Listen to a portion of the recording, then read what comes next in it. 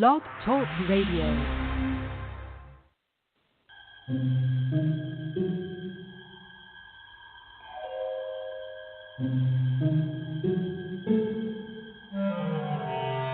Archangels, ghosts, and Bigfoot, oh my. It's just another night for Supernatural Girls. Real stories, real answers to life's biggest supernatural mysteries. And now for another exciting interview with paranormal experts from this world and others. Here's your host, paranormal researcher Patricia Baker, on the one, the only Supernatural Girls.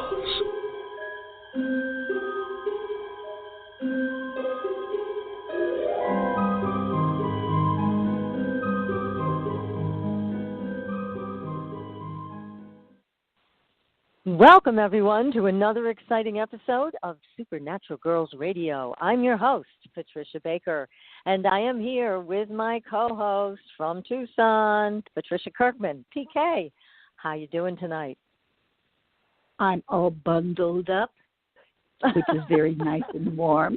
The heat's up as far as I can crank it without the house exploding, but I don't like cold weather. I've been away from it. Now, what do you call cold weather? What's the temperature out there? Well, it was in the 30s, and they're talking about the 40s. The plants are freezing.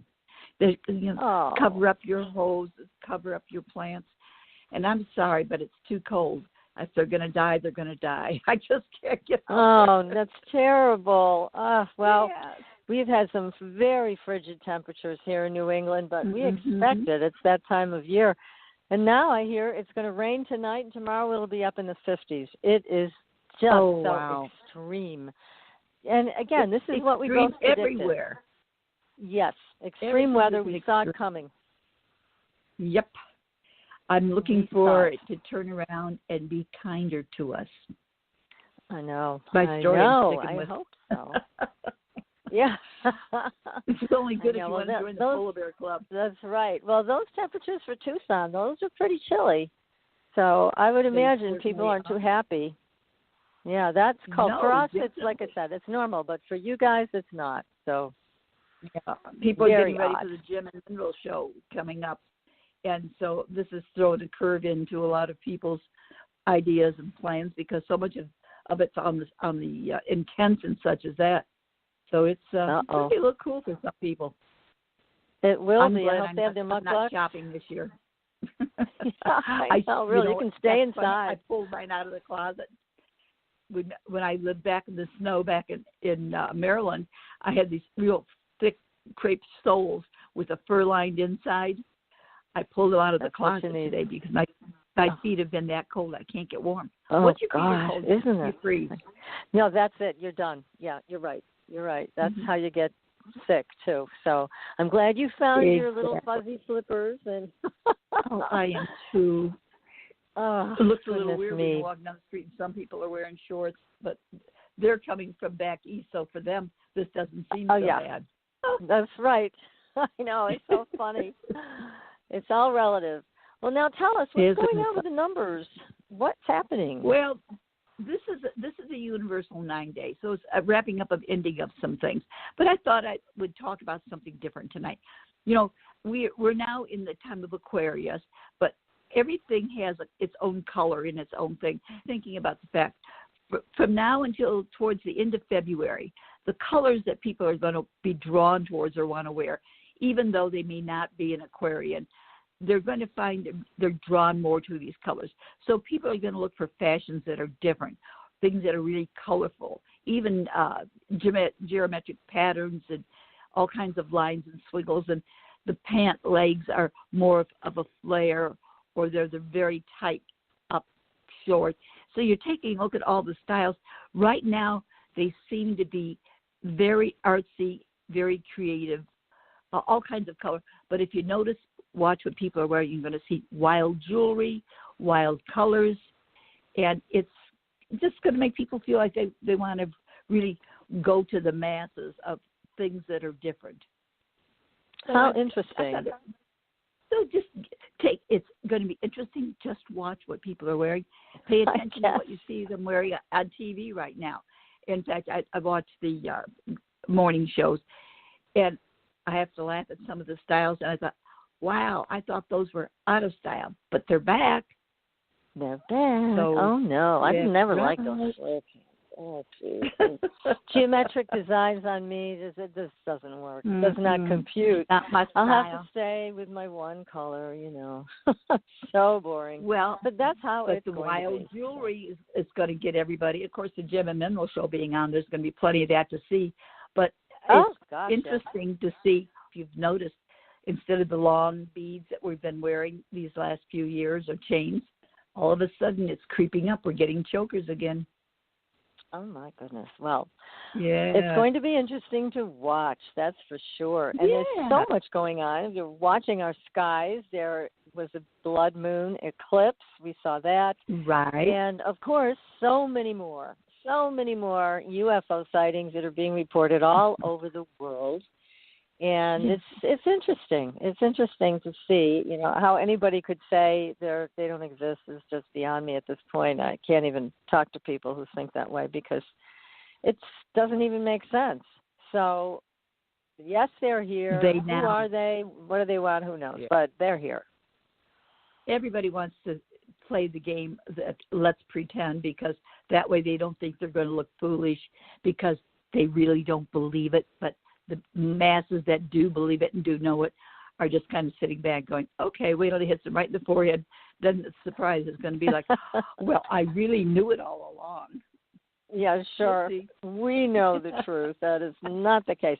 But our audience knows the truth. They've always been right with us here every step of the way because they're so smart.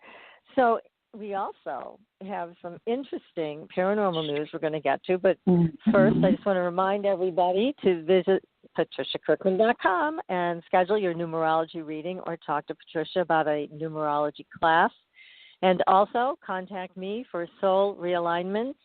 I just did another one the other day. It was so fascinating. It really does give you a unique lens to look at yourself, your life, your lifetime, your soul. Let's see if you're in alignment or out of alignment. It's just so much fun. It's great work. It's very powerful. Feel free to contact me. I'm on the website, supernaturalgirls.com. And make sure you follow us on our Facebook page where we have some terrific paranormal stories this week, as usual. And guess what? We have a new intern, Haley, who is fantastic. She's doing our live tweets during the show, and she's helping us out with a new newsletter and other exciting things for social media. So, Haley, thank you so much for all your help. We so appreciate you. And we have a very interesting story. Well, lots of them are on our Facebook page, so make sure you go there. One about mysterious native curses and the Mothman. Did you see that one? I sent it over to you. Incredible. Yes. Wasn't that? I mean, opened that up, and I was in shock because it looks like X-rays of the Indians all the way across the top of the page. Yeah, it was a very cool picture. See through. Oh, yes. Yes, and that was on Mysterious Universe. They have some great stories that we share on our Facebook page, and they always have great writers like Brent Swanser and our dear friend Nick Redfern who contribute to all of this. And this one was by Brent, and he talks about this horrible event that happened with the Native Americans. Right. They were trying to actually make peace with the soldiers that were at the Point Pleasant, West Virginia area. And instead of being able to negotiate peace, which was their goal, they were slaughtered. How horrible. Right. And this Chief Cornstalk is how he was known, cursed the land for 200 years as a result of this horrible and unnecessary slaughter that was just fueled by, I don't know, some kind of insanity on the part of the soldiers. And so much went so wrong when the people came over from the UK, from Great Britain to England to here.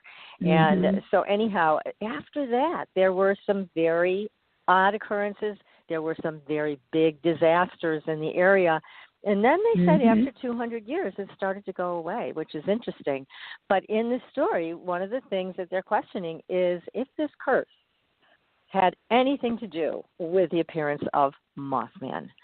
So we may never know, but it's an interesting thing to think about because Mothman, as you know, was there in Point Pleasant, West Virginia, before the Silver Bridge went down, taking many people with it. Right.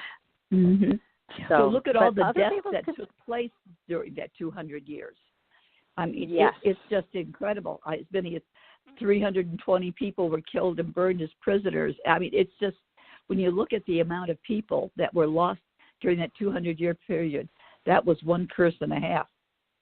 It certainly was. You just don't want to mess with these people. You know, these chiefs and these medicine men and women, you just don't want to do that, but they did it. And so, as a result, here we are talking about disasters that occurred on that land, and Mothman, who nobody, and it's still a mystery, no matter who we have on here with cryptids and Chasing America's Monsters, when we have Jason on last week, nobody really has an answer about Mothman. Was Mothman here to warn everybody, or was Mothman here to cause trouble? So we still don't have an answer to that. We keep asking, don't we? Well, one day we're going to talk with someone that'll have the answer immediately for us. Yes, I'm waiting. We hope so. We hope so. We may have to just get a hold of Mothman himself and ask him directly. Wouldn't that be so I also want to mention, wouldn't that be, now that would be an interview of a lifetime, I have to say. Mothman and Supernatural Girls. It would be great. I'd love it. You can tell Nicole whenever he's ready. I know. We're ready. We're always ready, because it is about this world and others. And our guest tonight, Lori Ann Spagna, is going to be talking about other worlds, communication with animals. She's a great guest. We're so lucky to have her tonight. We're going to bring her on in just a couple minutes. But first, I also wanted to mention, hey, everybody who owns property, guess what? Time is running out for you to file your abatement.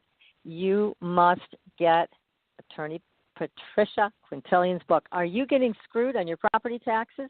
How to Find Out and How to Fix It.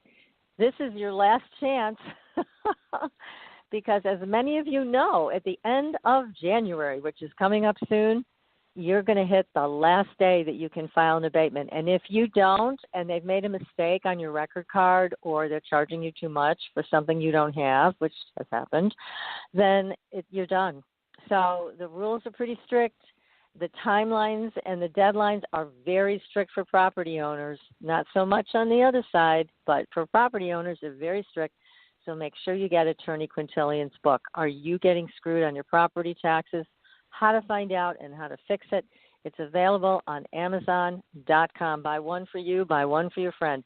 Anybody who owns property needs to be aware of what can happen and how to make sure it's set right. So, anyway, so tonight we have, oh my God, I'm so excited to have Lori on the show. I am too. I know, she's just great. Now, for over 20 years, Lori has transformed the lives of thousands of people and animals around the world via her Channeled Ascension Guidance, intuition, sacred energy healing, and animal communication and telepathy. She offers seminars and workshops about how we can improve our lives by learning from animals and aligning with our true divine source. Now, this is going to be a great conversation, everybody. Please stay tuned for this one. And if you have a question, call in at 563-999-3539. Again, that's 563-999-3539. So, Lori Spagna, welcome to the show. Well, hello, Patricia and PK. Thank you for having me. I'm glad to be here. It's our pleasure. We're delighted to have you with us. You are amazing, all of the many things that you are doing in the world today. But how'd you get started with this? How did I get started with it? I got started with it because I wanted to be of service to animals on a global scale. I swear, that was the mantra that I had for like 20 years in corporate America out of college. And then what ended up happening was, I was miserable during those 20 years. But what ended up happening was my brother died of an unexpected drug overdose. And after he crossed over, yeah, that was, a bummer. But after he crossed over, I started having, I say it like that because he became the angel in my ear. he became my best friend from the afterlife, from the non-physical realm, and he basically kind of righted my course. He was my awakening. So I started to follow the guidance that I was getting from him, which was to right my course, to realign my journey with what I was really here to do, which was initially to help animals, but really it was more about the human species. We're all animals. So that's why I'm here. That's how I got started in a short story. That's fantastic. Go ahead, PK. Yeah, I mean, we don't always realize, that a lot of times if we don't hear, you've heard that saying, if you don't hear the wake-up calls, the first few whispers, after a while you get kind of like pushed over. And then after a while, if you don't get shoved over, something happens, like someone dies to wake you up. Mm-hmm. And exactly. all of that stuff is sacred contracts. Those are agreements we make, pre-birth agreements. But that's how it happened in my life. That's where it started. Now, did you also have a near-death experience yourself? Yeah. Well, what happened was after that, I left my job in corporate America. I left and I became a dog trainer. So I left a six-figure job for, $20,000 a year job, and I started training dogs. I worked for a guy who's 20 years training military dogs for the United States government. After his training time in the military, he started his own business. And while I was working for him, that's when I started hearing animals. They would talk to me, and I would follow their guidance. Eventually, I became a dog trainer and an animal communicator, and then that led me to a series of events that ultimately put me in Maui. I went to Maui because I got a divorce. I ended up getting a divorce. My husband at that time thought I was nuts. He wasn't into the idea of growing or, the metaphysical, the spiritual, none of that. And we both had a lot of growing and learning to do. So I moved to Maui. While I was in Maui during those 2 years, I was meditating every night, and I was practicing with some incredible, really advanced masters who, while I was working with them, they really understood, well, this one particular master in particular, he had already had so many real death experiences. One of his documented death experiences was that he died and opened and was recovered in the freezer in a morgue, banging on the freezer. That's like a true story. So I was studying under his tutelage, and he knew how to help cultivate like the energy of the essence of our consciousness, and he essentially taught me how to take the essence of my own consciousness and leave my body completely. This is an astral travel, if you're familiar with that. That's not what it was. It was literally allowing the consciousness that is known as me as an individual being in a form of a physical body to completely leave. So that was, it's basically like really where you come into, what happened in that situation is it's the realization that, in a sense, the reality that we live on, the physical reality that we live on, is actually non-physical. It's completely non-physical. Yes. And right, when you come into full reunion with your consciousness, I'm saying you, because anybody could do this if we would learn how. You come into full reunion with your consciousness, everything physical leaves because you become the essence of your non-physical being. That's how that happened. So it wasn't like I was in a hospital. My near-death experience was not a traditional, I'm in a hospital on a bed and all of a sudden my heart stops. It wasn't like that. It was really a spiritual, metaphysical transformation in study with a true gifted master who had himself experienced actually 8 or maybe 9 real death experiences. So, yeah. Wow. Oh my goodness. Well, that's quite a training you went through. Wow. Now, it's amazing though that you started with training dogs. They started talking to you. And one of the things I asked if you'd be kind enough to do is to talk to my dogs for me. And I sent you some pictures of little Gabriel and Hermes. And let's see if we can have a conversation with them. What do you pick up from them? Well, let me say, first of all, both of your dogs absolutely love and adore you. I mean, there's no question about that. And both of your dogs. You know, before I even say this, let me just say this. The fundamental thing about the readings that I do with animals, in my experience with animals, is I'm always connecting with the soul of the animal that is here with the human by a divine appointment. And so the animal is here in service to the human. And the animal's helping their human on their soul's journey. So I don't typically, even though I could get these things, but this is just not how animals use me, I don't typically get things like, oh, I really like my red ball, let's go to the park. I could get those things, but that's not what they use me for. So I tend to get stuff that's a lot more related to your life, how that animal, any animal, is serving, supporting, and assisting their human. So this is what I get. Of course, your dogs absolutely love you. They see themselves as angels in your life, and you see them as angels in your life. And it's almost like one of the first things, and of course, they really respect you for who you are and who you've become in this lifetime. It's like there's a great deal of respect and admiration and a recognition that you have, in this lifetime, elevated yourself beyond what you yourself even expected for yourself. In other words, you went past even what you thought you could do in this, and they're aware of that. That's true.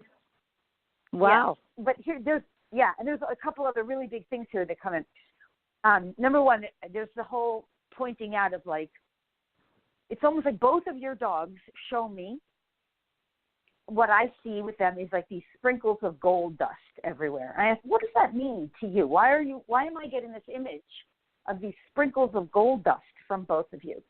And they said there's multiple reasons. This is what I'm getting. Number one, we're the angels in her life, which we already talked about that. Number two, because Mommy likes they say Mommy likes a very high class, high caliber of living. She likes a high standard of living. And she does not like things that are cheap or almost the word is like crappy, but that's not really their word. And they are say renting this me is out. even It's true. And they said this is even important and relevant because, and here's the big one, Mommy, and they do use the word mommy to describe you. Sometimes they say my mom or my dad, but in this case they're saying mommy is what I'm hearing, is at an important choice point in her life. This is what I hear. She's making an important choice in her life. This is not an overnight choice. She's been making this for a long time. Choice for her is about how she's going to do what she really loves full time and be able to afford a quality of living that she's always become accustomed to. And she's sometimes on the fence about this. She doesn't always know how to fully swing it. And part of how did they know this? Amazing. And I've never spoken to you before.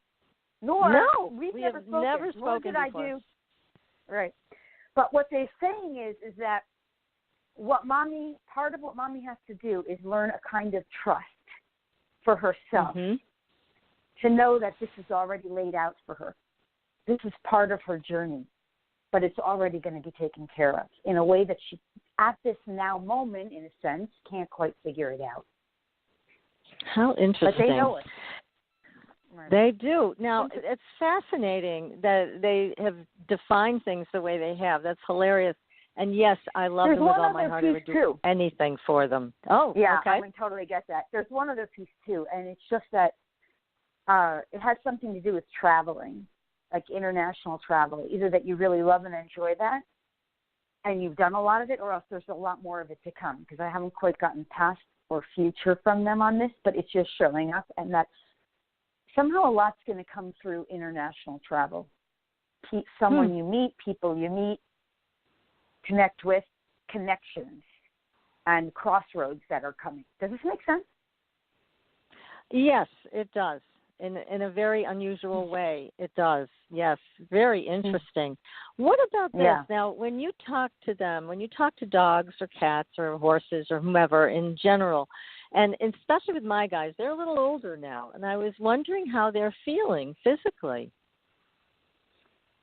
Okay, well, so now when you're asking that, I can tune in for you. But just so you know, I mostly, when I connect with an animal, I'm always going straight for what they want to share with me. And that's what your animal shared. So if there was a physical issue that really needed attention, that would have been what they shared with me. I'm not kidding. picking up Okay. any, which is a good thing, right? That's good. Yes. I'm not picking up any physical issues with either of them. The only thing I am noticing, hold on, with Gabriel is a kind of sense of, I'm not sure if it's discomfort in the buttocks area or the rear of his body, or a little bit of somehow disconnection from his hind legs, or almost like a tension there. Does this make sense to you? Yes, it does. Yes. Yeah, he's a little unstable sometimes. Right, I've got that. Right. Asking him for a little more clarity on this.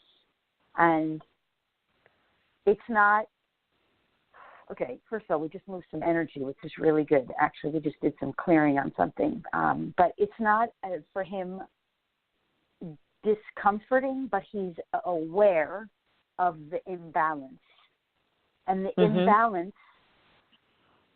it is connected to you. You understand? Because we all share energy. We share energetics with our loved ones and the people we interact with, and the animals share that with us too.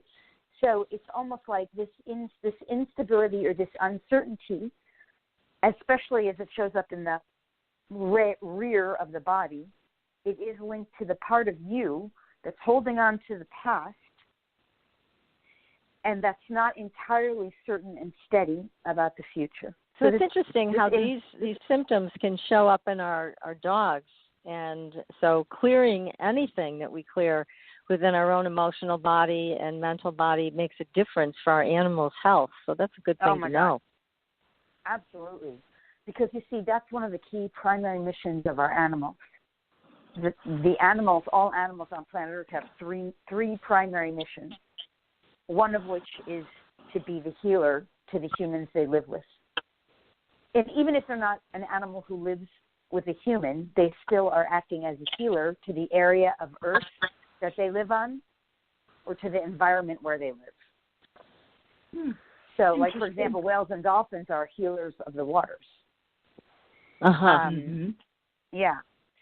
So that's a primary mission. So the animals who live with their humans are always healing the human, helping them to become more aware, helping their humans to become more conscious and aware of the energy fields that they share together. Well, they definitely know more than we do. There's no question in my mind that animals are much more sensitive to other dimensions, to other entities, and they have an awareness that goes far beyond what we could even imagine, and we're so limited sometimes that way. And I'm very grateful for all the animals that have been in my life, and especially these two little guys. They have just been amazing passengers on this journey with me. And I can't imagine being without them. That's the only thing that brings me great sadness, is that we outlive our pets. But that's just how it is. Can I give you a little piece of insight on that? Yes. This is a kind of a challenging thing for people to swallow, but I promise I will give you the gift of it. When we feel sad for animals, even sad about the concept of them leaving us, we're actually giving energy to the very thing we don't want. And that gives that actually creates it, right? So that's it's hard to say and hard to change in a sense, because if you give sadness to the idea of them being without you, in a sense, you're actually accelerating it. It's happening. Well, we don't want that. That's an upsetting thing. So. Right, we don't. But here's the solution. I promise it comes with a gift. And you will be amazed how powerful this gift is, how much it works. And by the way, it will work with your human loved ones too, as well. And what you want to do is, even if you think or feel that, you just catch yourself. But you immediately always want to be saying and just affirming to the universe at large, whenever you remember, you just say, my choice, desire, and intention is that, sorry, phone's ringing in the other room, is that my animal companion, you can say their names, lives as long, strong, happy, healthy, and well for as long, strong, happy, and healthy, and well as they possibly can. Now, that statement to the universe, see, the humans are trained, we believe we have no power over that kind of thing. But in fact, when you make that statement like that, no emotional sadness or grief, just my choice, desire, and intention is this. To whatever degree it's possible. You have no attachment. You're just making a statement of truth. That's your choice, your desire, and your intention. To whatever degree it's possible. You're actually lining up with that reality. You're actually increasing, dramatically increasing. It's not. I can't measure it because I don't have that ability to calculate that, but I absolutely know you will be amazed. That will be more of what you experience. That's great. Now, is this, yeah. I know you've written a lot of beautiful books, Lori. Do you have that statement in one of your books? You know, I don't think I actually have that in one of my books because when I wrote those books, I don't think I knew that. I've learned that over the last 10 years. And those books, the animal books, I wrote them over 10 years ago, actually 10 years ago. But those are things I teach in my classes because I teach animal communication, I teach psychic development, and I teach a class called Vibrational Energy Healing and Meditation for You and Your Animals. And I know I teach it in there, and it's definitely written in the handouts and the material. So. Oh, that's great. Yeah. Now, we're going to take a very short commercial break, and we're going to come back because we have so many more questions for you, and we want to hear about all the many things you do. And PK, I'm going to ask you to call in again because your phone is still creating the interference. See if you can switch to another phone. That might help. But we're going to take a very short commercial break, everybody, and we'll be right back. You are listening to Supernatural Girls Radio. Are you ready for a new experience of freedom and powerful connection? Would you like a positive, effortless change in your life? Then come to CosmicFusion.com, where we offer the most advanced energy clearing and expansion techniques in the world, with a quantum vortex energy to activate your divine blueprint and life's purpose. When your soul leads the way with cosmic fusion and quantum vortex energy, you can break clear of past difficulties and blocks with the power of the source. With Cosmic Fusion, the source energy does the work for you. It's easy and effortless. Listen to our free meditation right from our Cosmic Fusion website, the Cosmic Code Meditation. Sign up for one of our interactive webinars today. Come to Cosmic Fusion, www.cosmicfusion.com, to experience an effortless awakening and transformation. Are you ready for an upgrade? Are you ready for a new experience of living in the fifth dimensional magic and powerful connection? Then visit CosmicFusion.com today. CosmicFusion.com. Astridian is a family of cosmetic products with 98% pure ionized minerals. We combine our science with a blend of essential oils to nourish and take care of your skin's health. How does it work? All Astridian products contain the proprietary redox technology, having the capability of simulating an ionic zinc-copper superoxide dismutase effect. This free radical scavenger currently in your body has been diminished by toxins and the daily stresses of life. It is a perfectly balanced mineral complex that all $200 an hour dermatologists, their professors, and ancient history have proven. Redox technology is a process of reducing the skin's oxidation by transferring electrons from a radical state to a stress-free normal condition. Oxidative stress is a form of cellular aging, and as science has proven, a precursor to disease. The free radical theory of aging states that organisms age because cells accumulate free radical damage over time. Damaged cells are not beautiful, but healthy cells are. The Astridian family is presented in 4 different uses that cover unique benefits to your body. They are the Essential Anti-Aging Series, the Multivitamin Series, Sports Series, and Professional Series. Regain your youth with the power of Astridian. Visit www.astridian.com and inquire. Use the code SUPERNATURAL and receive a 10% discount on your first purchase. Astridian, the beauty of being healthy. Your property tax bill. Have you seen it lately? It's frightening. Your property taxes are going up while your home value is going down. It's time to fight back and win. For the real truth about the property tax system, get attorney Pat Quintilian's book, Are You Getting Screwed on Your Property Taxes? How to Find Out and How to Fix It. Attorney Quintilian answers all your questions and gives you the facts you need to fight a property tax bill that is spiraling out of control. You'll also read about what happens to property owners who don't check their property records, only to find out too late they're taxed on square footage, fixtures, and even buildings that they don't own. Is this happening to you? Learn your rights. Buy attorney Pat Quintilian's book today. Are You Getting Screwed on Your Property Taxes? How to Find Out and How to Fix It. Available on Amazon.com. Welcome back, everyone, to Supernatural Girls Radio. I'm your host, Patricia Baker. I am here with my co-host, and I am also here, we are here, with a terrific guest tonight, Ann Spagna. And she is many things, an animal communicator, a channeler. She's a healer. She is here to teach us all about so many things. We're very grateful to have you here, Lori. Now, you were talking about the classes that you offer on animal communication. Do you do those in person or over the internet? How do you teach people? Well, I can do it either way, but usually my classes are through webinars online. And really, it's amazing to people when they find that you don't ever need to be physically with an animal to communicate with them. You don't have to be physically with them at all. You're just basically, it's kind of like the concept of, you don't have to be with someone to talk to them on the telephone. It's just another frequency. Just because we use a physical instrument to connect doesn't mean that we need the physical instrument to connect. So sometimes the physical instrument is our own brain tuning into a particular frequency. So it's just as effective remotely. And in that sense, so can classes be. I can do them I do them usually by webinar.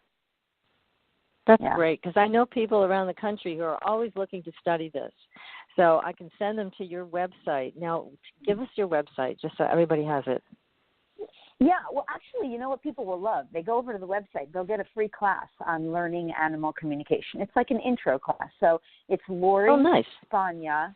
Yeah, it's just my name, LoriSpagna.com, and that's LORISPGN, like Nancy A. LoriSpagna.com. Perfect. Well, that's great. Now, you also do a lot with Ascension. What is that? Talk to us about Ascension and the fifth dimensional reality. I know some of our listeners already know a little bit about it, but we want to know more. Tell us. Yeah. Well, this stuff is definitely pretty out there, but you definitely, if you're on my website, you'll get a free class on that. Plus, you'll get like an ebook on what is a starseed and stuff about the DNA. Free gifts there. The thing is, Ascension is a process that really all of humanity is going through right now, whether we know it or not. And it's really the shifting of humanity's consciousness, everyone on planet Earth, and even in our galaxy, coming out of an old paradigm of existence where we were in this concept of separation. In other words, we gave our power away to external authorities and, government, teacher, lawyer, other people, a God that's separate from us, whether, it's an organized religion, where we were basically unconscious of these kinds of choices, unconscious of our ability to connect with one another, with the divine, however that is, right? That's old reality we're waking up out of. And we're coming into this new reality where it's really where we come into unity consciousness. We recognize our connection with everyone and everything throughout all time and space. So that's really what Ascension is. It's the awakening of humanity. And the thing is, everybody's going through it in their own unique way and in their own unique time, in your own perfect and define your individual way. That's right for you, whoever you are, but it's happening across all of humanity. And so you have this sort of happening in what I call sort of like waves. And if you think about like waves of an ocean, you don't really know where one begins and the next one begins and one ends. It's just everyone is different waves of the ocean. But you can see it because there's a whole group of people, sort of, you could say it started mostly in the 60s, where you had like the hippie movement and Woodstock, John Lennon, MLK, JFK. They were waking up and saying, one love, and let's all come into, love one another. And, that was the message. And then we kind of got sidetracked because what happened was, if you really think about it, there has been a kind of global elite group that didn't really want that to happen. So it was sidetracked. Right. It was sabotaged, right? But they can't stop it. They just slowed it down. So it really was slowed down, especially, for example, we saw right around 9/11, there was great trauma impressed upon the whole of humanity. And that trauma temporarily slowed us down because we went into so much pain and so much fear. The financial collapse of 2008, another example of how humanity was, in my opinion, deliberately sabotaged, traumatized, slowed down. But now we've come out of that. We've really healed a lot of our trauma, and a lot of the people associated with those traumas have many of them left the planet, physically crossed over. So now humanity is birthing itself new. And we can even see this concept in our reality where, we have this whole, I don't know how far out there I can go here without pushing too many buttons, but no, go ahead. We can see it in the global stage, right? We can see an old government is being shut down. Someone stands on a wall who is not affiliated with the government that has been controlled since the 1900s. This person is basically standing on a wall and say, you will not cross this wall. The new wave is here. And nothing and no one will come in to this new wave to affect those who are ready to wake up. And that's the mystical meaning of a wall, essentially. There is a new way, and the old regime is not allowed to enter into this new way of being where all of humanity is being given a choice now to wake up and to take more responsibility for our unity, for the greater good of all of humanity. We've all shifted out of the old regime. Me, I, me, mine, right? I don't care if, like that old regime is, I don't care if I pollute the oceans, I just want to get my oil. I don't care if I screw everybody, I just want my money. That's the old regime. I don't care if everyone gets sick, I'm going to lie to them through commercials that tell them they need drugs to get better. That's the old regime. New regime is service to the greater good. Let's serve, support, and help one another. Let's not forget ourselves in that. We know we need to take care of ourselves as individuals, but then let's also serve what serves everyone with harm to none. And how do we all help one another? Yes, it also it's amazing. It's amazing to watch what's going on today, how the media has disgraced itself, how the medical profession has fallen off its pedestal, the priests have fallen far from where they started. And it's very interesting to see people walk away from these institutions and try to find their own way of healing or their own way of worshiping or whatever. It's turned into more of an allowance for individuals to find their truth. So it's great to see that there are options for that. It's unfortunate that we're also watching a lot of bullying going on over the politics of things, but I'm hoping people will come to their senses and let that division go, because we need to move forward on things that are helpful for our country. And it's just so important to see things for what they are, now what we want them to be. So it's a great opportunity. There's a lot of choices there. Go ahead, PK. Do you feel that many times at this stage, people are sick and tired of being sick and tired? They're willing to step up now and take, go ahead and shoot the arrow. I'm standing right here. I'm not going to hide anymore. And unless we all go forward, we're going to keep going backwards and then having to pick it up and go forward again.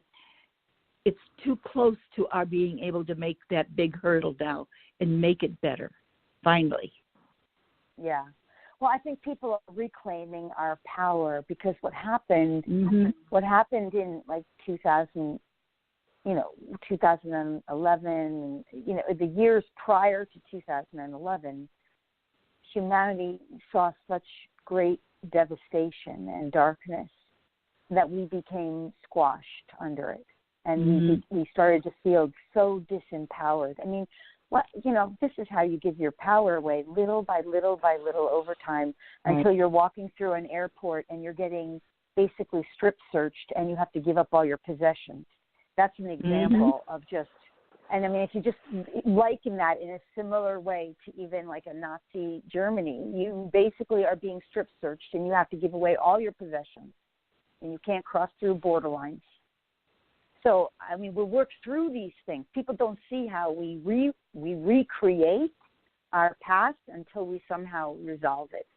And what's happened now is that we've been working through it while simultaneously people who have been kind of awakening in the earlier waves, that's why I was referring to waves, have done so much inner clearing on the energetics of it, the emotional trauma that humanity has carried that was unprocessed.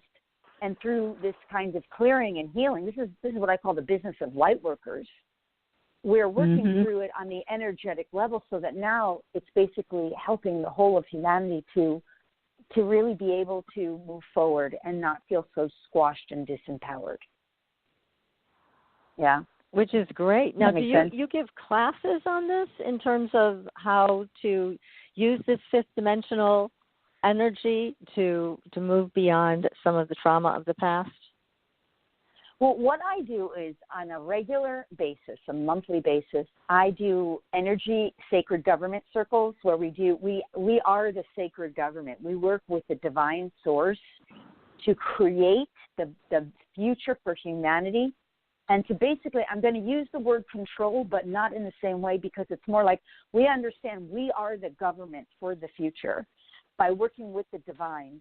But all we ever do is only that which serves the whole and creates harm for none. That's what we are able to address with the divine. And so we do those monthly. I do what's called speed activations, where we do healing and clearing of the unconscious. We work with emotional stuff to clear and heal it, and we activate what's in the dormant DNA. That's really a huge part of what I do. How do you do that? Now, when you talk about, I'm fascinated by this, activating dormant DNA. What is that? Talk to us about that, please. Yeah. I mean, this is such amazing stuff. So what's going on on Earth is up until the last few years, really 2012, all of humanity was under the impression that you basically only have two strands of DNA, and after the first two strands, scientists knew there was at least 10 more. Well, that's what they believe. There's 10 more, but they called it junk. They just thought it was junk. And that's because in the scientist's mind, they couldn't understand or know what it was for. But in 2012, it became published in credible scientific journals, many of them, that junk DNA was actually dormant and that it could be somehow awakened, but that they didn't know what it was good for. But the thing is that spiritual, metaphysical energy workers like me, we know it's not only is it not junk, what it's doing is it's dormant, waiting to be activated. And within those strands of DNA are all kinds of codes. I call them sacred key codes, just like a lock and a key. It's almost like the divine comes in when we connect with the divine in sacred circle, and that's part of my role here. That's part of my mission here to help humans and animals do this. It's almost like we pull in a key from the divine and we unlock the codes that are stored in the DNA. And as those codes are awakened and unlocked, they reveal to each of us our greatest potential, not to mention the solutions to all of Earth's problems. So I don't really concern myself so much with the problems of the Earth. I'm more interested in unlocking and decoding the solutions, which are all stored in the DNA. That's terrific. Now, when you do something like this, you find the lock, you find the key, and you work from there. Can you give us some examples of people that you've worked with and the changes that they've experienced from this? Yeah. Well, first, just to be clear, it's never really me. It's always I'm a facilitator for the work of the divine.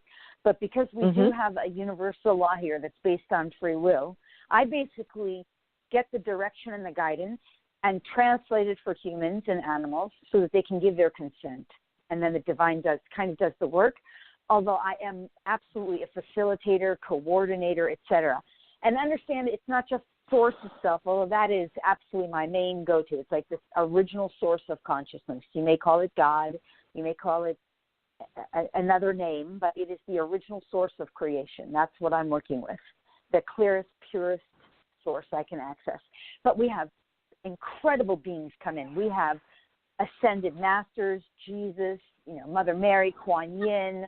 We have all kinds of benevolent beings in the non-physical world. Our own family comes in, whether they're family members from the stars, in other words, star family races, which some people might call ETs, but these are absolutely benevolent beings that exist in our universe, in our galaxy, Palladians, Sirians, and other beings. They come forward, and we also have, animal kingdom comes forward sometimes, and all kinds of benevolence who facilitate and help and support, archangels, etc. But really, when you talk about what happens to people, this is what happens. I mean, first, it's just the early stages is we become more psychic. What is psychic? More conscious, more able to use our extrasensory abilities. That's what happens first. We become more empathetic, more sensitive. We become much more service-oriented, care about helping, because we realize not only how much joy we receive from being of service, but also how much it makes a difference in the world. We want to be part of the solution. Those are the initial things. But beyond that, I mean, miracle healings are part of my everyday life. Healings of physical and emotional issues. Yeah, it is. Here's the thing. This is what's so amazing. Humanity has been trained to believe that a miracle healing is like, someone in a wheelchair gets rolled up onto a stage and some religious figure puts their hand on the wheelchair person, and then all of a sudden the person stands up in the wheelchair and says, hallelujah, I've been healed. But I would contest that is conspiracy in and of itself. That's not how it happens. It's just not. How it happens is, like, for example, one of my clients, I love this situation, this example, she had been scheduled for a hysterectomy 6 weeks in advance. She called me 6 weeks prior to the hysterectomy and said, what can you do? I'm not going to go contrary to what the doctor says, but let's just see what we can do. I worked with her 4 sessions, and she brought a package of 4 sessions. On the third session, after the third session, she went to the doctor for the pre-op. She called me outside of the hospital and said, doctor wants to know what we did. There's nothing there. Nothing. Isn't that great? Oh, my goodness. Fabulous. Yeah. And I mean, these are common stories in my life. I have another one where I had a dog that was caught in some kind of accident while hiking in the woods. The parent of the dog brought her dog to the emergency vet. The vet said to her, look, you have to leave this dog here. We have to take him right away. I mean, he might die overnight, and we might have to sever this leg. Give us your permission. So, okay, she calls me in a panic. We do an emergency session, and okay, the next morning she calls me back and she says, the doctor says he's not only not going to die, but he does not have to remove the leg. Thank God. It's so amazing. But now he has to keep him for a week. And she says, how am I going to afford this? I don't know how I'm going to afford this. So we do another session. Now we work not only more on the dog, but also on the vet and money issues, abundance, prosperity, wealth, etc. Next morning she calls me back and she says, you're not going to believe this.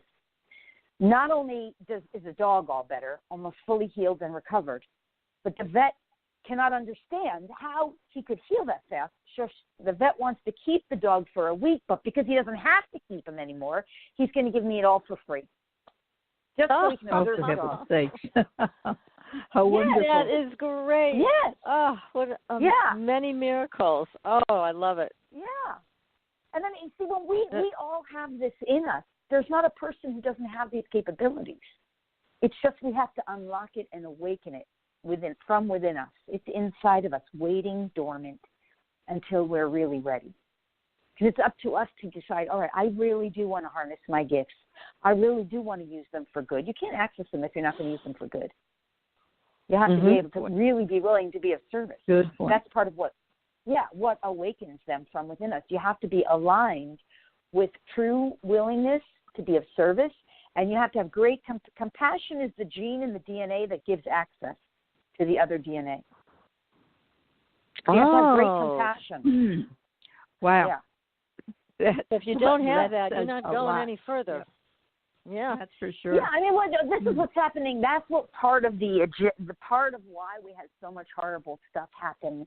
In a sense, you could say, all that horrible stuff that happened, you know, the economic collapse, 9/11, I mean, all the terrible, horrible things that have happened planetarily in terms of weather and some of the disasters we've experienced, this has served humanity to awaken compassion. The whole of humanity has become more compassionate. We've become a more compassionate species, and that in turn has made us ready to really unlock these gifts within ourselves.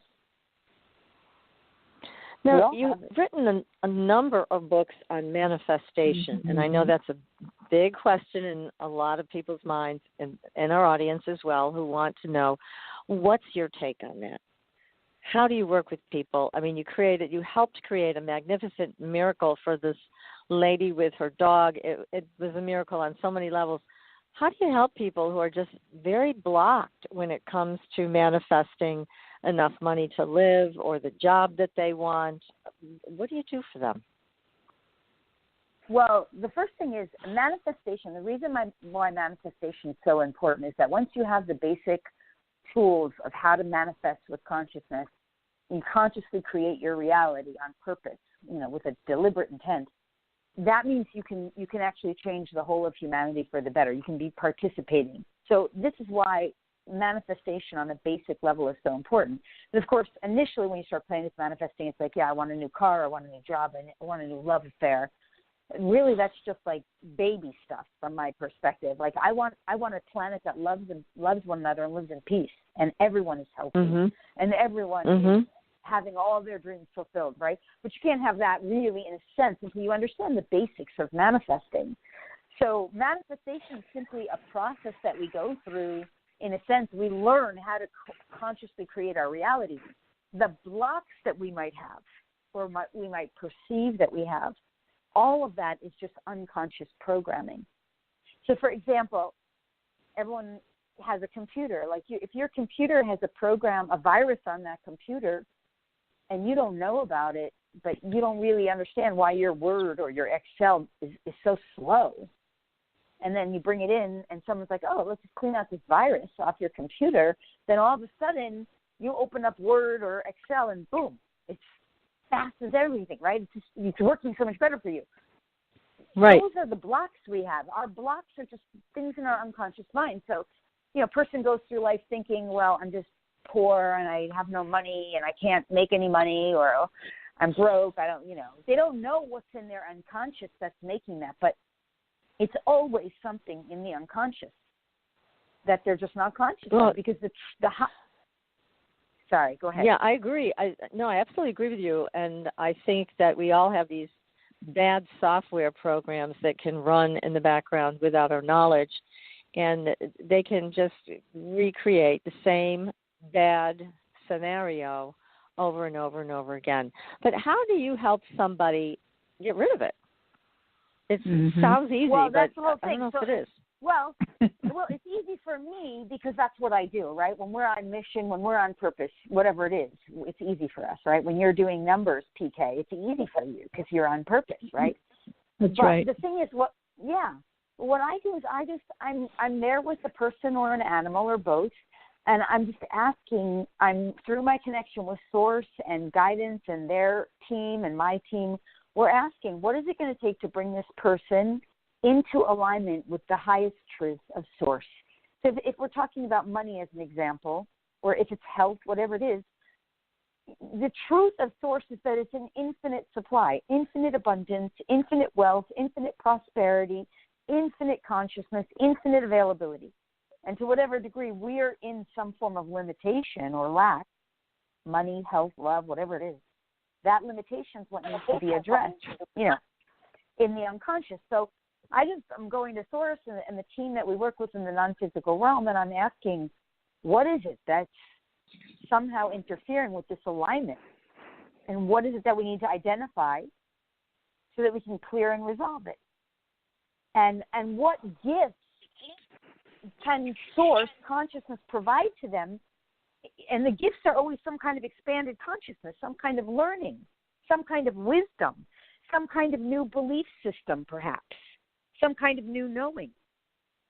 So those gifts are available to us through Source. So as I'm acting as a facilitator and a translator, that's what we're doing. And Source basically is doing the healing, right? I'm the go-to gal in between, in a sense. But I'm not really even ever in between. It's just that I've developed these gifts as a way to be of service. It does. I mean, when I was a therapist years ago, I found that a lot of women had been programmed very, very surreptitiously with a program that basically kind of imprisoned them and made women feel like, yes. And I mean, it was subtle, though. It was almost like it was a way for parents to keep control of their daughters. So they wouldn't allow them to reach certain goals, and they basically program them with, you're always going to be disappointed because you won't be able to get what you want. Yes. And I see women can struggle with that a lot. And so when you find a program like that running in the background with someone, what do? I mean, you call on Source. I understand that you bring through ascended masters and entities that can help. I'm working to heal it and remove it and replace it with a better program. I'll give you a perfect example. This is a really good one. This is a personal example. For most of my life, I've struggled with weight issues, up and down, up and down. And about a year ago, I actually was just trying to clear candida from my body, which I don't know if you know what that is, but candida is like a yeast that comes from the yeast. Yep. Sugar, overeating of sugar or wine or yeast. I was a bread lover. I'm Italian. I grew up in an Italian family. We ate bread and pasta all the time. And I had an overdose of yeast. So I was just trying to heal that for myself. And I had to go into my own DNA to find the root of it. And the root was linked to my ancestral lineage, because I can get to all the ancestors. I can get through generations of lifetimes through the DNA, because that's storing up records of our history, right? And I had to find a belief system that was lodged in my own DNA from my grandfather, who had diabetes. That the belief was sugar has power over me, and it's linked to the diabetes in my ancestors. I don't have diabetes, so I had to clear it out through my ancestral line in my DNA. Just one single belief: sugar has power over me. Clear it out and replace it with, I have power over sugar. I mean, sugar's not more powerful than me. I'm a conscious being. That very day, for the first time in 40 years, it was effortless for me to say, no thank you to bread, no thank you to wheat, no thank you to sugar. Within 1 month, I lost 20 pounds. Oh, my goodness. Wow. A year now. That was 30 pounds ago. Since then, I'm actually 35 pounds lighter. Gosh, effortless. congratulations. Effortless. Yeah, but I didn't even have to do that. You understand? Because one belief, one single little belief that I wasn't even conscious of. That's the kind of stuff that happens. Is what we're not conscious of. And so you can access these strands that take you back to other ancestors. And certainly some of this could go back pretty far, right? I mean, we're talking some people could go back to ancient times, yeah? Well, I can go back to the birth of that unique individual as a soul. So when we incarnate, every soul fractals off, in a sense, from the original source. We're all God in a body. We are all the divine. Divine is all there is. There's nothing else. good, bad, light, right, wrong, ugly, pretty, whatever. It doesn't matter. It's all expressions are an expression of the divine. So all of us kind of fractaled off from source, and you could call it like, well, if you want to think of it like a hierarchical approach, but it's really not. It's like source sort of fractals itself off and then creates more of itself in unique individualized expressions to have experiences, right? And to grow, to learn, to play, to love, to be everything and all it is. So it's possible through the connection of source, because it's omnipotent, omnipresent, omniconsciousness, to trace any soul back to its origin, to its original beginning of its individual self. And so from that point, you're perfect. Yes, every being. And this is what's also wonderful. Every being, every human and every animal has an original blueprint in the DNA. The original blueprint is perfect. Perfect health, perfect well-being, perfect life, happiness, health, well-being, joy, peace, all those things everyone wants, without necessarily the shadow aspects of what we've created. And it is possible for us to restore ourselves to that in this lifetime. And that's the work that we're doing. That's what I'm doing with people and animals. Now, when you communicate with somebody's DNA or an animal or somebody who's passed to the other side, how do you experience it? Do you experience this through actual third eye vision? Do you hear things? How do you do this? Clairaudience? You know, for me, I'm really gifted. I have it all. So I have clairvoyance, which means I can see with my inner eye, my pineal gland, pituitary gland, the master glands in my brain. I can get lots of visual information. I'm also clairaudient, which means I can hear with my inner brain. So I can get voice and sound messages. I'm also really clairsentient, so I can feel, especially if I'm in a one-on-one session, I can know what's going on with their physical body. I can feel it in my own body. Or emotions, I can always feel whatever emotions a person or an animal might be experiencing. Or certainly if I have the presence of a divine being, for example, like a Mother Mary or a Kuan Yin or any ascended master, I know what their frequency feels like. I know what they feel like. So that's a clairsentience. And, I mean, for sure, there's all kinds of ways just through training over time. I just always know, there's a knowing, and that's a claircognizance. So I'm using all of it. And the truth is we're all so, I can act 12 or 13 dimensions of consciousness. And all of these dimensions have different information and energy that have a different kind of signature, so to speak. So through the process of just working with them over time, I've developed an understanding. This is a universal law. Like, for example, different dimensions. On a 6-dimensional reality, for example, there's laws that exist, universal laws that are unbreakable for us. And those laws are intelligent too. So I can work with them and get information and understanding and guidance, et cetera. It's fascinating what exists in the non-physical realm, what's available to us. Oh, yeah. It is really fascinating. I agree with you. It's wild stuff sometimes. But it's, everything that you're able to do is so remarkable. And, again, I think you're onto something really good here with the DNA clearing because, as you mentioned, you could be totally programmed and controlled by one belief that happened generations ago. So it makes sense, that people should be lining up to get work done with you so they can clear those things. Because people get so frustrated, when well, it's true. I mean, if they can't get what they want and they feel blocked, and I think a lot of people do today, they feel like, gosh, I'm clear in my mind about what I want. I know in my heart what I want, but I'm having trouble creating it.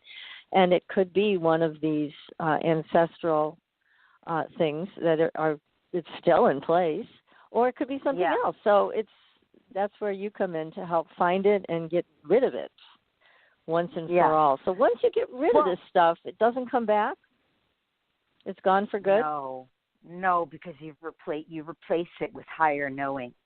So, like, for example, because I know you had asked about manifesting, and I kind of went off a little there, but, like, with the manifesting, okay. Let's say somebody just wants a job that they love, but they might have a belief system. Like, I have an animal communication class going on right now, and last night with one of the students, she was like, I'm afraid to, I don't know what her exact words were, but she didn't want to take money for doing something she loved so much, like communicating with an animal for a living. And I thought, that is an interesting thing, right? She has a belief system that it's not fair or not right to take money for doing what you love. I asked her, what job are you in right now? Yeah, I hate my job is what she said. Well, of course, you have a belief system in your unconscious that it's not right to take money for doing something that you love. Well, that's going to prevent you from manifesting your ideal job, isn't it? You can never have your ideal job if you think it's on an unconscious level. It's not right to take money for doing what you love. You see how that belief system would So it's another perfect example of why this goes hand in hand with manifesting. Because in order to have whatever you want, new job, new love, like if you have a belief system in your unconscious that you're unlovable, and people do. People have that. Oh, yeah. You know, it's not like we might not really consciously believe it. Of course we don't consciously believe it. But we might have gotten that message from our grandfather's grandfather who didn't think he was lovable because he, maybe got beaten by his grandfather's grandfather who, back then that was what happened.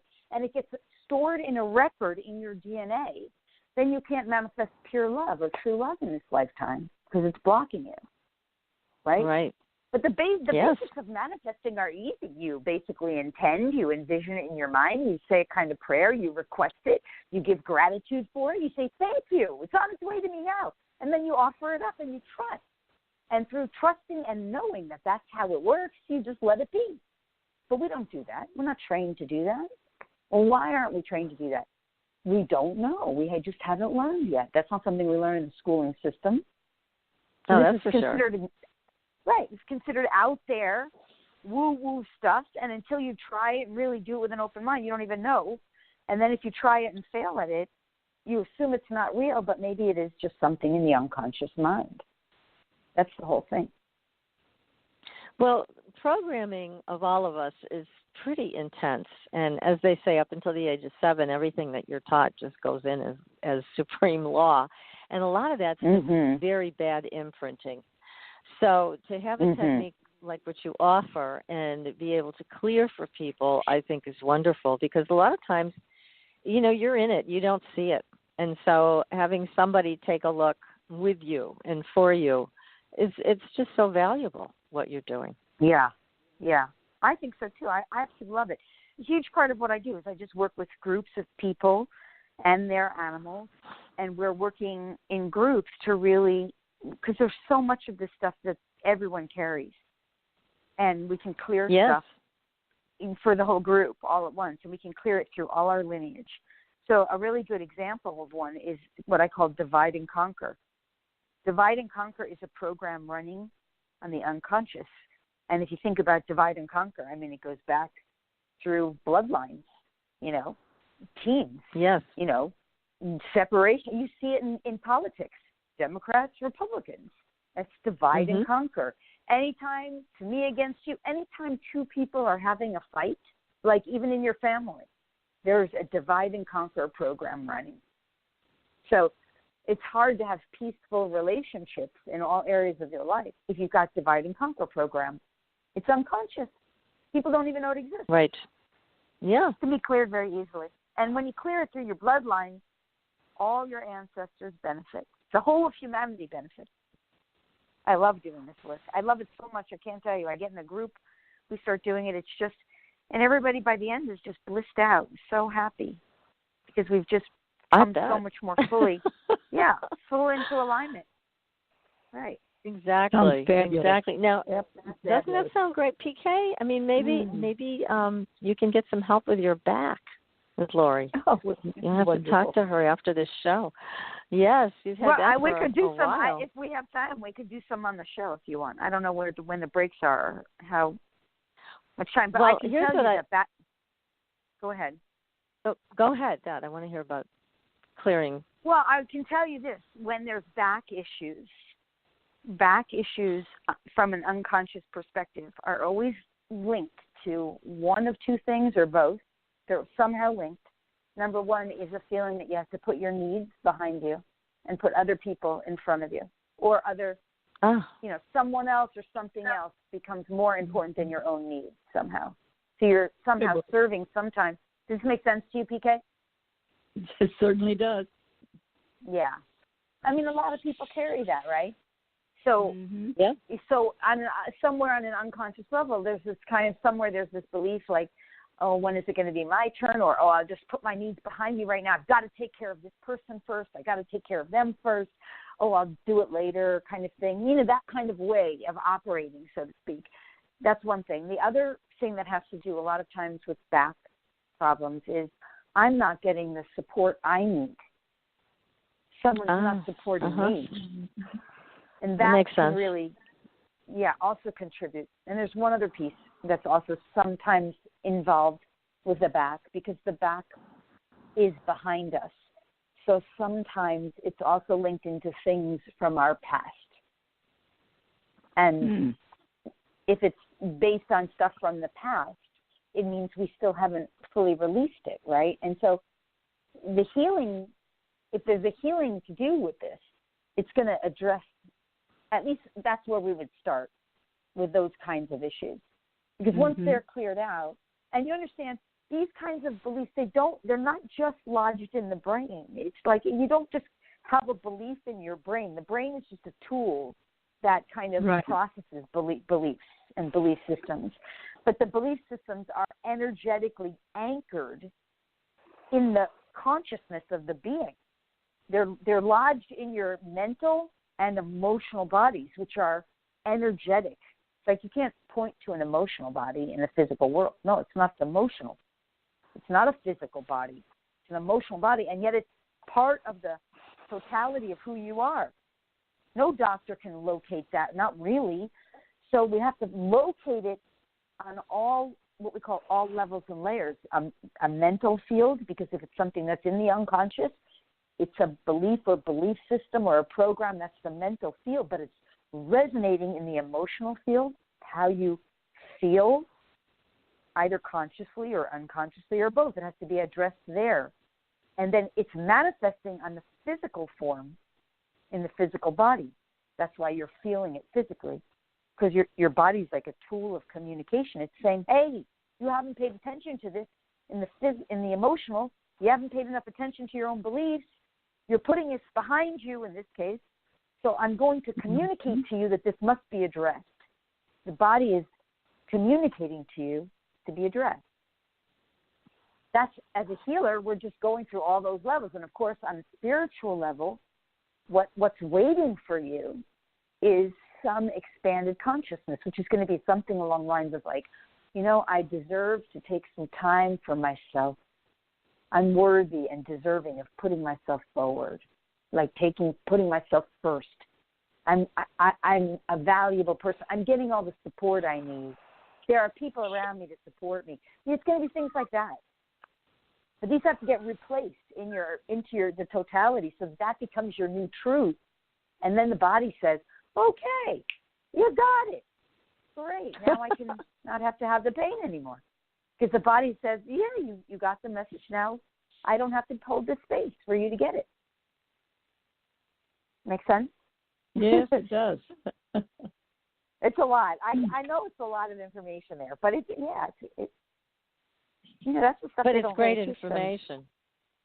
Yeah, the most terrific important part is there are options and opportunities. It's just that getting us to be aware of what they truly are. Yeah. It's so easy to bypass what we feel or think because it doesn't make logic by what we've known as logic. Nothing is logical anymore. If you take a look at it from looking at the black and white, there's so much that we haven't even touched yet. And learning about that, it's just astronomically inviting to get out there and try it all. You just don't know which step to take first. And PK, I so agree with what you're saying, and I think that's why that's what my passion really became in life. My passion still is working with the unknown realm. I'm not really so much interested in reading another regurgitated book. I'm not really so interested in studying something that's been out there for ages. But I am fascinated. I am almost in my own way addicted to the unknown realms, to what is unknown to humanity. And that I just can't seem to get enough of. So to me, I'm always putting myself in situations energetically, through meditation, but also conscious conversation with the divine, conscious conversation with my own team of non-physical beings, conscious dialogue and conversation, yes, with my brother who crossed over, with animals, with their higher intelligence. And I'm asking questions always. And with the things that I struggle with in life, I will just go on and on with this non-physical realm. Like, this does not make sense to me. Explain this. Help me understand. Sometimes I might sound, even to them, I know I sound like a divine brat, they sometimes say. You're a little bit of a divine brat. Because this is a relationship. We do have a relationship with the non-physical realm, and I don't always treat the non-physical realm like they're better or superior. They're an aspect of me, and we're in partnership and union. So, yeah, sometimes I do sort of sound a little bit like a divine. Other times I'm incredibly humbled and so much in my worship. But nonetheless, that's what fascinates me. I want to know what's unknown. And I want to bring it here to this realm of our physical world so that I can assist humanity, because to me, every solution, every issue that is not aligned with what we all desire in life, like the greatest that's available to us, it is available. It's not in our physical world. If it was, we would have already experienced it. We would have already found the way. It's in our non-physical. And so if we can bring that into our physical world, that's where the joy is. That's where the solutions for our world are the solutions. That's where our happiness is. That's where our health lies. It's about coming into alignment with that which has been unknown to us prior to now. And it is available to us. That makes perfect sense. And it's wonderful, again, that you're available to help so many people. Now, I have seen some of your videos where you've actually done healing for the whole group. Oh, yeah. Yeah. That's very powerful. I love that. I love doing it so much. I do once a month. I live in Florida, and once a month I do these gifted group events at Unity Church in Jupiter, Florida. And we'll have, like 50 people in the room or something, sometimes more. And we just, when you have a group like that gathered of people who come together for basically a unified purpose to, gain healing and clarity and come into unity with the divine, amazing things happen. And so that's what we do. That's what you were looking at. I videotaped those. And healing comes forward, channeled information comes forward to help us and to serve us as we're awakening. Oh my God, it's so wonderful. I do this every month at Gifted for the local community here. Yeah, I love it. Gosh, what a wonderful Wish we lived closer. Do you ever do that on Skype for people or any other type of Facebook event so that people can do this over the internet? Yeah, through webinar. That's the once a month. I do them on webinar through Sacred Circles. So anyone who's on my newsletter or connected to my community, they would learn about that through the newsletter. And of course, I send out weekly newsletters to tell people when we do them, and then they can register through the webinar. And then I've got lots of that on YouTube. So even if you're not local, if you watch those on YouTube, the energy is live. Understand, even if you're listening in delayed playback, it's source, unlimited. It's not limited to time or space. It knows exactly everything. So you can watch those videos. That's why they're there, to help people and animals. If you watch the videos, it requires you to basically, receive the energy and you participate. Source is never limited. The energy is live, even if you're listening months or even years later, whenever. Yeah. So you can still That's benefit. You go to terrific. YouTube Yes. and search my name. Yeah. Yes, that's where I first found you, and I thought you were doing something Absolutely. extremely powerful, and I was intrigued. So we're so grateful that you're on the show with us tonight. And again, people can find you at your website, which is LoriSpagna.com, correct? And Yes. that is LoriSpagna.com. And you obviously are available for private sessions, for group work, for teaching animal communication, and they can sign up for any of this on your website, right? Yeah. Well, I'll just say one thing. I actually don't really take too many privates anymore. I kind of stopped doing that. Most of my work is with groups now because I can do much more service with groups. I do from time to time do privates, but most of the time it's group work. But really a great way for people to fund. They can get tons of free stuff. They can get a free DNA activation, actually, if they join the community. They'll get an email that sends them a free DNA activation and a free gifted ebook on activating the dormant DNA, a free class on it as well, how it's done, how to do it, and how they can, start to awaken this dormant potential within themselves. So all of that is at the website at LoriSpagna.com. And then, of course, they can go to YouTube. Tons of videos with, live energy healing and lots of wonderful classes on YouTube. All of that free for whoever wants to benefit from it, to help people and animals. Fabulous.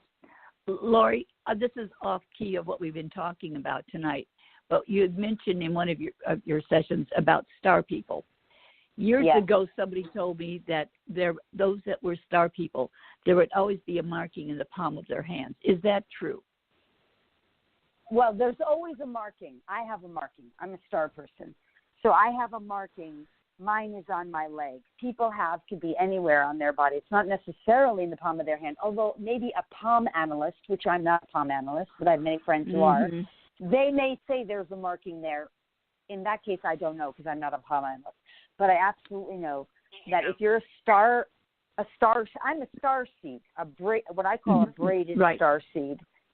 So a star seed is someone who is totally connected with their star family, always working with their star family, and knows themselves as a member of the star family races seated here for humanity at this time to help humanity awaken.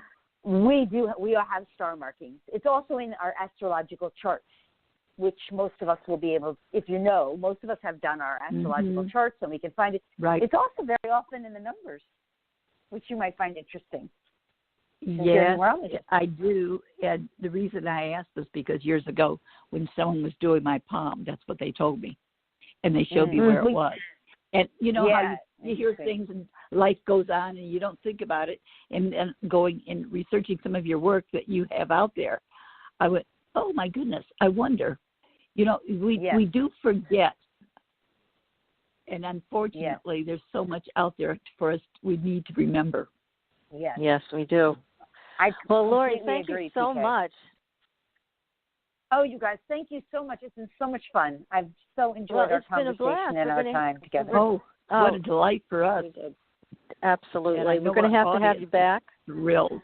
Yes, we do. Absolutely. And I'm sure they'll be running to your website. And in the meantime, everybody, we'll be back with another show next week. Until then, we'll see you on the Blue Highway. Good night, everyone. Good night. Thanks so much. Been a joy. Thank you. Thanks for listening. Tune in next week for another radio adventure with Supernatural Girls.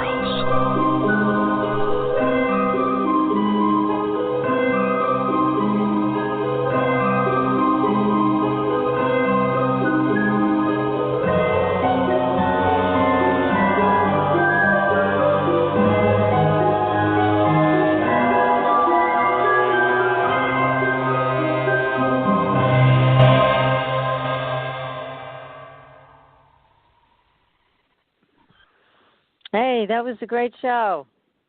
Yes, it was. Very, very interesting. Going to have to go in and watch. You should call her to have her help you with your back. I bet she could really make a difference. God, I wish somebody could. Well, I'm so sick and tired of being sick and tired. Yeah, I think I will. You know me, I have to make a note to remember who I am. God, my brain is dense. Well, I think she's really a tremendous healer. I did watch quite a few of her videos, and she's very powerful, no question. Yeah, I watched a couple of things, and then I was into the books and such. I was going through some of the things today. But, it's so fascinating. But when I read the article about starseed, and I had forgot about this. I was in Annapolis. My God, I've been out here 25 years, so it was about maybe 35 years ago. And someone was talking about something, and they looked at me and they said, I know you because we've been together in another space, in another place. And they were talking about star children and star people. And I'm going, at that point in my life, I'm going, oh, you're little Looney Tunes. And then they took a look at the palm of my hand, and I have a definite star in the middle to the palm of my hand. I have to see that next time we're together. You got to show me. I'd love to see. Yeah, I've got one on each hand. Cool. And I thought, well, it's old age. It's a wrinkle. It's a crinkle. But this was 35 years ago. Yeah, can't blame it on age then. That's for sure. Well, if I were you, I'd give her a call. See what she can do for you. Hey, that can't hurt. That's for darn sure. I'll send you her number. tomorrow. All right. And if you feel like it, then give her a call. But I thought she was. I think I will. She's really good. I think you should. Yeah. Okay, honey. Well, I hope you have a good night. Stay warm and stay cozy. I hate to tell you this, but I have my muckalucks on, my flannel jammies, and a big police house coat on. That's why I'm sitting here. Well, you sound pretty cozy to me. I'm going to go do the same thing right now. Yes. And I tell you, I kept feeling your dogs when she was talking about them, because when I was out there, they're feeling for you and how you react with them. She's just saying what everybody else can see. And here she's never talked to me before or anything. I sent her pictures of both of them. I said, do you need pictures? I'll send you pictures, And she said, it's not necessary, but go ahead. And so it's so interesting what she came back with. And it was more based on them being here for me. I mean, I was more interested in their health. I want to make sure they're healthy. But anyhow, that was great. It was really a fun show. Yeah, it was very nice. Good. Yeah. Yes, she is. I know people who actually want to study this, and I'm going to send them her way. Well, and also taking a look at some of the other books that she has out, we can certainly bring them back again. Oh, yeah. And I know she could do a whole thing for the audience, so I just wasn't sure if she could do it without dead air. I don't know if she could talk through it. So I'll have to ask her for next time if she can do it. Kind of like Edwards used to do. Yes, that's people. Exactly. But I was going to ask you about the phone thing tonight. When we called in, then I called back again. Then you said something interrupted. I was getting a beep periodically, like, were we getting call-ins? Were you getting call-ins? I didn't see any come in. Because I'm getting beeps, and I could have sworn there were people calling in to get in. That's what I was hearing. When I went offline and called back in again, there was nothing. How weird. And after what it sounded like is, when you called back in the second time, it still was happening. And then I put you in the mute room a few times to kind of break up the interference. But then when you called back the last time, it was clear. Yeah. But prior to that, when I would hear a sound here, it was as if a call had come through. Oh, that's so that's strange. What I did, that beat. Yeah. Well, I was so pissed because I went to get on again with Skype and my microphone, and I call in, and I can't hear a damn thing. So I'm going to get on with Skype tomorrow and just test it, because that's never happened. This is the second time it's happened, and I had to go to my cell phone. And I was like, son of a bitch, what's wrong that I'm not hooking up with the audio for some reason? I checked all my settings. I did, I went through one thing after another, and I couldn't find it. So who knows? It is crazy. Knows? All there is to it. Just I don't know what causes it, but I knew it was coming from your line. I just couldn't figure out why. So I couldn't, because I cleared everything off, and I'm going, okay, this is good. And then all of a sudden I was hearing beep, a little bit later. Okay. Huh. Yeah, Oh, I don't know what in the world would be causing it. So, yeah, and I mean, I think it's probably, well, I'm going to play with this to find out what's wrong with my system because there's something wrong that's not allowing me to use my microphone. But yours was like an electronic feedback. I can hear it now, actually, when we're just talking.